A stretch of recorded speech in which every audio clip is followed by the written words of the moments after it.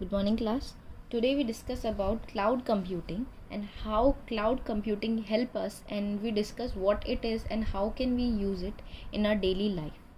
So here, cloud computing is a technology of distributing data processing in which some scalable information resources and capacities are provided as a service to multiple external customers through the internet technology. It allows storing, accessing data and programs using the internet. So here you can see the diagram. In this diagram you can see that's the application in which monitor content, collaboration, communication, finance.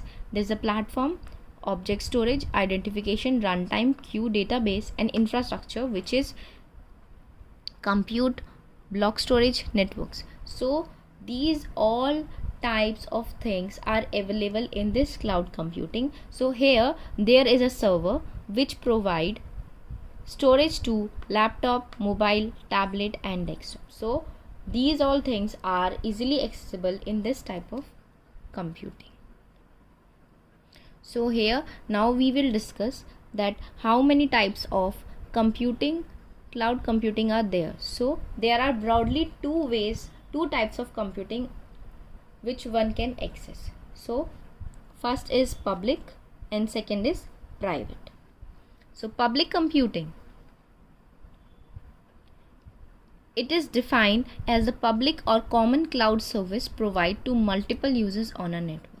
This means that this service provided by multiple users on a network, on a single network. Public cloud service are provided through a common portal, like everything is in a particular thing. So here there is a common portal or a virtual platform owned which provide a common thing to all of the public cloud service. So again,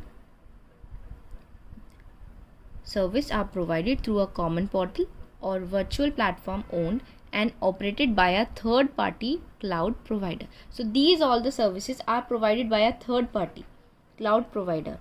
So here in a public cloud service, the resources such as memory, hardware device and network device are shared by all the clients, or we can say by a complete organization that use the same cloud, called subscribers, who are known as cloud tenants.